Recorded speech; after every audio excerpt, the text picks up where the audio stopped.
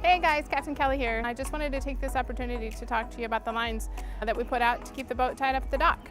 So this first line that we have here off the bow is called the bow line. And today we're at about mid-tide. We have about a 3-foot swing here. So when you're tying these lines up, you want to find a happy medium so that you're not having to come out and adjust them for low tide or for high tide.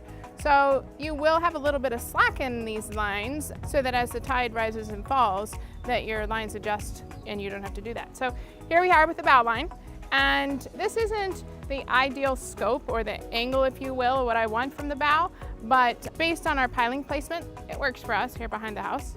And if you'll come on down this way, so these two lines here that we have, what's called in the midship position, are spring lines.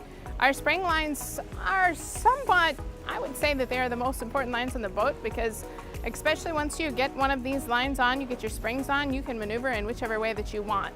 So when I'm instructing my crew as to which line to go out first, you can just about bet that it's always going to be a spring. Think about what the elements are doing. Do you have a lot of current? If you have a current that's coming on head at you and it's going to want to push the boat back, you're going to put out the forward leading spring first so that it holds you in place and keeps from pushing you backwards. Then I'll put out the aft leading spring, which is this spring line here.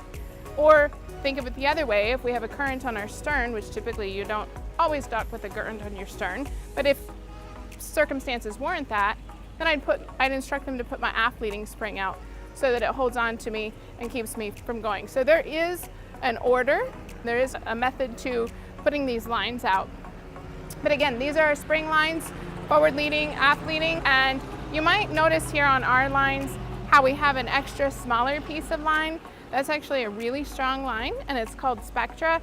The reason that we put that on there is you'll see that the cleats here are a little bit of a smaller design, and getting that eye, that loop at the end of the line, around those and situated nicely is a little bit difficult. So we put that extra smaller piece of line, still very strong, on the end of the eye so that it's easier to work on that cleat. So this line back here is what's called our stern line.